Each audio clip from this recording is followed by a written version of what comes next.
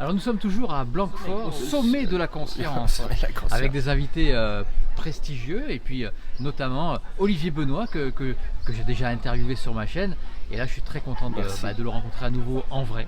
Et il va nous parler un petit peu de quoi il va parler dans sa conférence. Je sais qu'on va parler de fréquence, qu'on va parler d'être multidimensionnel.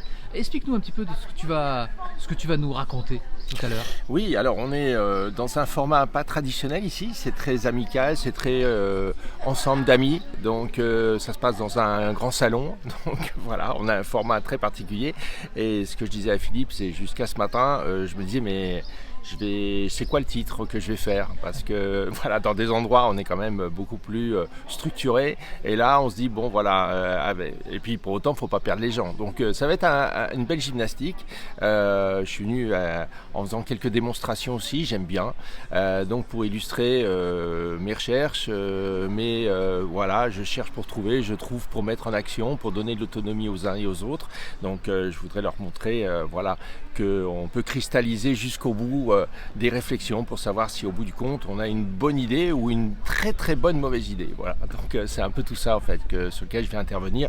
Bien évidemment à travers toujours le cœur de mes recherches, donc en fait beaucoup de personnes dans le monde des inexpliqués qui nous entourent essaient de résoudre inexpliqué par inexpliqué, quoi. Bon voilà, et on peut en passer sa vie parce qu'on a du mal à ensuite connecter les réponses entre elles. Voilà. Voilà. Et donc, j'ai fait ça tellement d'années et je fais ça tout le temps que j'en ai compris un cœur, une horlogerie de lumière, on va dire ça comme ça. Alors j'en ai compris tout humblement, encore une fois, je ne dis pas que c'est la vérité, mais en tout cas ce sont les résultats de mes travaux qui sont expérimentés par beaucoup de monde. Donc comme évoqué ce matin une personne, le côté scientifiquement prouvé est toujours complexe, par contre la notion des témoignages, c'est quand même très très important dans notre milieu. Il ne faut quand même pas oublier que dans les années 1900, pour les scientifiques, un avion ne pouvait pas voler, jusqu'au mathématicien Venturi qui a déterminé qu'il y avait un effet inverse à la force de la pesanteur qui est la portance. Les chemins de fer en 1904, pareil, ça ne devait pas pouvoir avancer avec des roues, des roues en fer sur des rails en fer, ça allait tout péter, quoi. Bon. Donc il faut, et Philippe Gaiement le dit très bien, quoi, à force d'objectiver la réalité terrestre, on en arrive à parler d'anomalies, ce qui est quand même assez extraordinaire, de parler d'anomalies, comme si le monde terrestre était d'abord là où tout démarre. Bon, c'est pas tout à fait le résultat de mes travaux, des connexions multiples que j'ai fait dans des domaines hyper différents et très concrets. Voilà, donc je mets à l'épreuve parce que tout le temps, c'est ce que j'ai trouvé pour voir si au bout du compte, à un nouvel inexpliqué, j'ai le même tronçon qui explique ça. Voilà, que ce soit y compris dans des domaines un petit peu différents du bien-être, comme la téléportation, le voyage intergalactique, les crop circles, etc. Donc tout ça m'intéresse au sens large. Voilà. Mais ce qui m'intéresse, c'est aussi, tu vois Philippe, quand on se pose des fois, on dit « en mon âme et conscience ». Mais en fait, on parle de quoi ? Le Saint-Esprit. En fait, le Saint-Esprit, c'est quoi ? Voilà. Donc ce qui m'intéresse aussi, c'est ça, on utilise des formules et comment elles résonnent en nous. Voilà. Alors ça va même jusqu'à l'intelligence artificielle, la spiritualité et la société du savoir. Voilà. Donc où je pose la question, c'est est-ce que nous sommes là sur Terre pour sans cesse apprendre, donc être une entreprise du savoir, telle qu'on nous le formate ou on nous le forge depuis 2500 ans, ou est-ce que finalement il ne va pas nous en débarrasser pour revenir à l'essentiel, c'est le questionnement. Voilà, comme les petits-enfants, les enfants qui a 5-6 ans et plus, et ils commencent à dire, ils donnent plein de questions à papa, maman, dis papa pourquoi ça, oui mais maman hier elle a dit ça, alors pourquoi ça, etc. Donc ça marche par question, et donc voilà, je ne vais pas aller plus loin, mais en tout cas, voilà. Mais avec toutes ces questions que tu te poses, est-ce que tu as pu donner une définition, entre guillemets, de l'être humain ? Ouais. Alors ça m'a amené d'ailleurs à faire la différenciation entre un humain et un terrien, en fait. Parce que qui dit humain dit humanité aussi. Or, on constate tous une perte de sens au minimum, et on se demande s'il n'y a pas une perte d'humanité Alors, est-ce qu'elle est artificielle, naturelle Est-ce qu'on ne nous aide pas à déconnecter les petits bouts en faisant des séparations de tout? Et dans le milieu du bien-être, de la spiritualité et beaucoup d'autres domaines, on dit quand même qu'on est tous connectés. Alors, pour moi, ça a démarré à raccorder, à reconnecter les choses entre elles pour arriver peut-être à cette unité tant évoquée. Qui, pour les alchimistes, pourrait s'appeler la pierre philosophale. Et bon, de transformer le plomb en or, moi qui ai fait aussi des apprentissages d'alchimiste, c'est pas du tout, en fait, la vraie chose, bien évidemment. La transformation intérieure ? C'est la transformation intérieure, c'est vrai. Et comme j'entendais aussi dernièrement, c'est qu'on devrait être des êtres joyeux. Et c'est d'ailleurs cette compréhension. Alors pourquoi comprendre ? Il y a des personnes très très connues qui sont mes amis dans le milieu et j'entends toujours encore une fois dans le bien-être, dans des écoles de bien-être et plus, avec des pratiques qu'ils enseignent. Des fois, je les trouve tristes. Et pour moi, c'est à ce moment-là la séparation entre, même si c'est fantastique, mais j'ai l'impression qu'il ne l'intègre pas en lui, parce qu'à ce moment-là, il serait d'abord souriant, accueillant, etc. Et vraiment souvent, on peut voir aussi sur des chaînes diverses des personnes qui font avancer le schmilblick, mais on a l'impression qu'ils ne l'ont vraiment pas intégré en eux. Ils l'ont peut-être compris, mais pas intégré. Je vais toujours aller dans les définitions. Tu parlais justement des personnes qui prônent souvent des concepts, des philosophies, et pourtant qui ne les appliquent pas. Mais ouais. Qu'est-ce que c'est pour toi, on va dire, la spiritualité ? Qu'est-ce que c'est un être spirituel ? Alors, voilà, très très bonne question. Donc l'être spirituel, moi je vais le prendre dans la notion que j'ai pu non pas démontrer, je ne vais pas être aussi prétentieux que ça, mais en tout cas intégrer en moi comme quoi la réalité terrestre, encore une fois à force de connexion de différents domaines, que la réalité terrestre était une toute petite réalité dans une plus grande réalité, on pourrait dire une galaxie intérieure. Et dans ce domaine, c'est bien que tu me poses cette question Philippe, parce que j'ai cherché à faire de la cartographie. Quand on ne connaît pas une ville, on commence à demander à l'hôtel ou à Airbnb, est-ce que vous avez un plan de cette ville ? Puis on s'aventure en prenant les grands axes. Et si on faisait l'image de la ville dans notre tête, on verrait une nébuleuse avec des grands axes qu'on a empruntés qui s'affichent en nous, quoi, voilà, mais des grosses zones d'ombre. Et puis, plus on est dans cette ville, plus on commence à s'aventurer dans les petits quartiers, dans les petites rues. Et puis, à ce moment-là, on commence à avoir l'autre impact, c'est qu'on se dit, oui, mais finalement, pour aller de là à là, je pense que je pourrais passer par cette ruelle et non plus par ces grands axes. Donc, en fait, le monde, pour ça, on marche en cartographie, en proximité. Quelle est la proximité entre l'âme, l'essence d'âme, l'esprit, la conscience? Est-ce que la conscience est une émanescence de l'âme dans une mission de vie terrestre? Voilà, tous ces éléments, j'aime les positionner entre eux, au même titre que dans la vie matérialisée. S'il y a une fourchette, d'abord, si je pose la question à quelqu'un, qu'est-ce qu'une fourchette? C'est assez simple de me donner une définition. Et puis, cette personne, elle peut imaginer très rapidement qu'il y a peut-être un couteau à côté, une assiette, une table, une chaise, et qu'on n'est pas dans la salle de bain. Donc c'est important de cartographier, de donner des proximités, des voisinages entre eux. Voilà. Alors c'est mon domaine et c'est vrai que pour ma part, le résultat de tout ça que j'applique tous les jours, parce que j'enseigne tout ce que je vous dis et donc pour avoir aussi des témoignages, et voilà, c'est que voilà, le monde terrestre n'est qu'une projection, une matrice et un hologramme. Tout est hologramme. Et d'ailleurs, comment ça peut se démontrer ça? Toi qui es un chercheur, comment tu peux le démontrer? Peut-être avec des expériences, je ne sais pas, parce que toi tu fais des expériences aussi. Comment tu peux démontrer l'existence de l'âme, par exemple, l'existence de notre multidimensionnalité? Est-ce que c'est démontrable?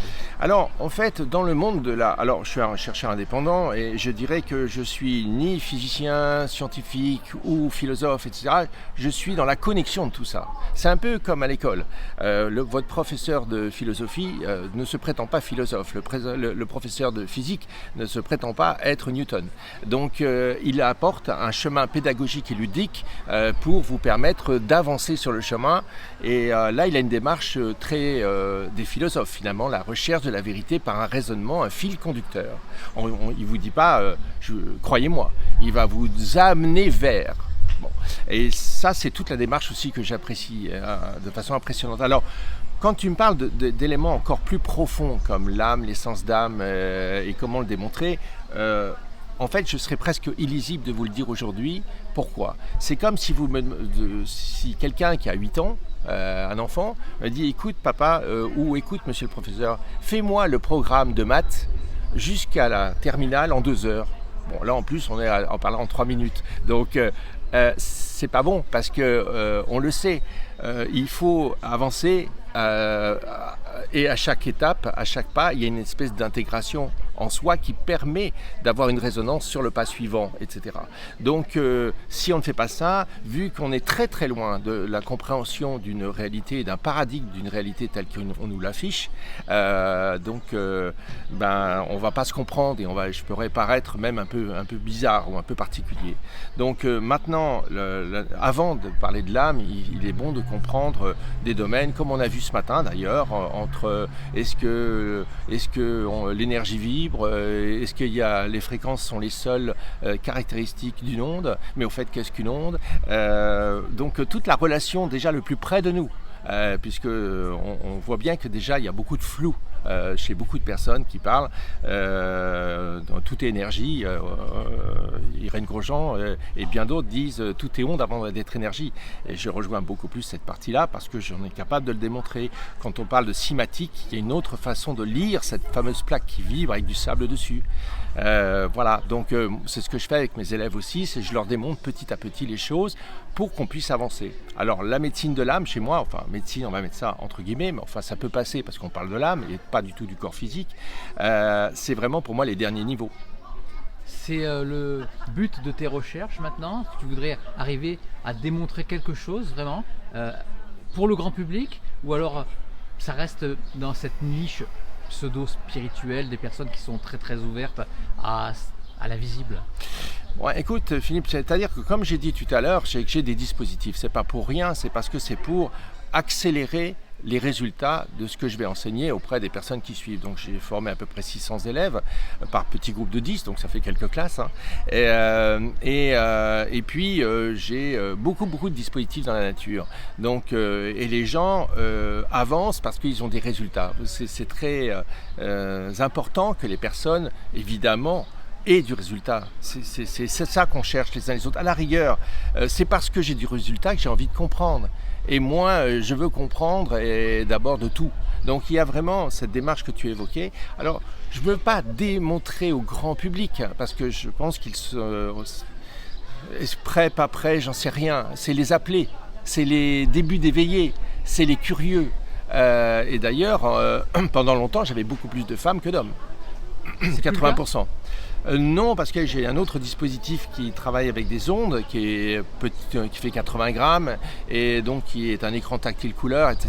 Je ne vais pas aller plus loin là, mais en fait, j'ai autant d'hommes que de femmes, voire peut-être plus d'hommes que de femmes. Voilà, parce qu'il y a un côté aussi peut-être rassurant avec de l'électronique, etc. Et là, il se passe plein de choses, parce qu'on a créé une caravane au sens où tous les mois et demi, on aide des personnes en souffrance, et on est 150.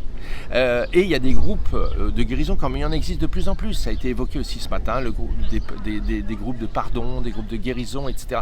Et ça, c'est absolument magnifique. Seulement, je pense véritablement, parce que je suis le premier cordonnier le mieux chaussé, c'est que plus on intègre, pas on comprend, plus on intègre, plus on est dans l'engagement de ce que nous sommes, la recherche de ce que nous sommes. Lever les voiles de la réalité. Bien sûr que toi, Philippe, tu vas lever tes voiles d'une manière différente d'Olivier.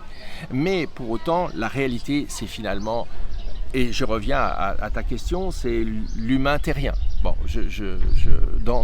dans toutes mes applications, je dis à mes élèves, tout humain a des expériences terrestres, hein, et d'ailleurs Pierre Teilhard Desjardins le dira aussi comme d'autres.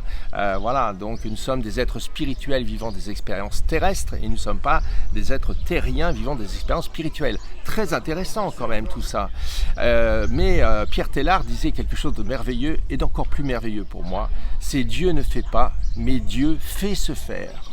Dieu fait se faire. C'est-à-dire qu'il vient nous mettre un souffle, des intuitions, des sensations, etc., pour nous amener à dire, à écouter Il propose et on dispose, c'est ça ? Exactement, mais finalement, pour ceux qui sont dans les domaines galactiques, il y a des groupes dessus, etc., où on parle des humides, où on parle des générateurs de frill avec un cristal et avec un enrobé de cuivre, etc. Tous ceux qui sont vraiment dans le sujet, ils se disent connectés, et là-dessus, j'ai aucun problème, eh bien, on ne leur donne pas la réponse.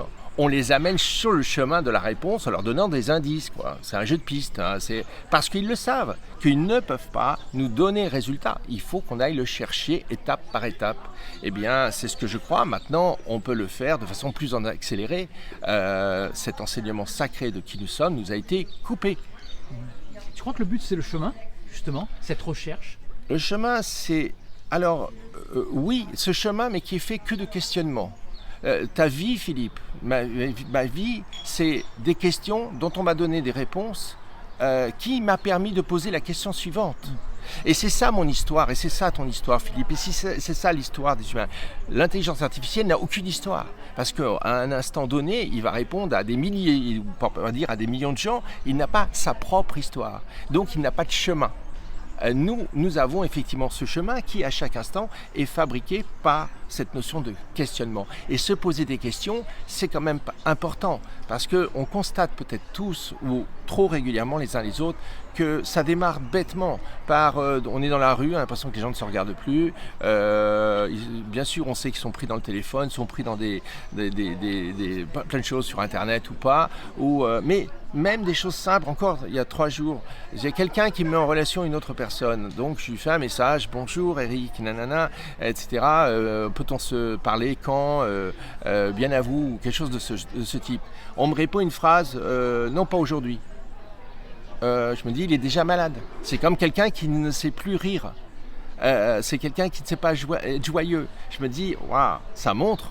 Donc bien sûr, les peurs, bien sûr tout ça. Mais les peurs existent d'autant plus quand on est d'abord terrien avant d'être humain. Et quand on a compris que être humain, c'est être accordé à être un améen, comme je le dis, un terme que j'ai choisi et dont j'en ai fait un conte aussi. Voilà, pour moi, on est améen et donc on a une âme au même titre que la plante, la fleur, le moustique qui nous embête mais de temps en temps. Mais voilà, donc c'est un terme pour moi unifiant, aussi très important. Donc il faut... aujourd'hui, on nous casse un peu notre fil d'Ariane vers cette humanité et bien évidemment, être terrien, c'est savoir densifier son énergie. Donc apparaître dans nos yeux, c'est à peu près entre une bande passante, si on veut, entre 400 et 800 nanomètres. On va transformer ça en fréquence. On a un tout petit champ. Donc autour de toi et de moi aujourd'hui, bien évidemment, il y a YouTube, il y a Facebook, il y a Spotify, il y a Deezer, il y a des télégrammes, il y a des messages vocaux, il y a des gens qui se parlent au téléphone et on ne les entend pas. Mais il y a aussi encore beaucoup d'autres choses. Voilà. Et donc, logiquement, où on peut dire qu'avec un peu de sens, serions-nous seuls, race humaine, à apparaître, à se densifier sur Terre. Pas si sûr.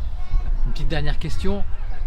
Je ne sais pas si tu pourras répondre très rapidement, mais bon, est-ce que tu crois qu'un jour on aura les réponses justement à tout ça, à la réalité qui nous entoure ? Alors, personnellement, mes travaux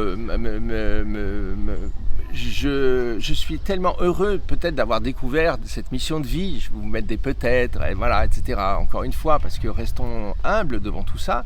Mais en tout cas, je porte quelque chose qui donne beaucoup de réponses.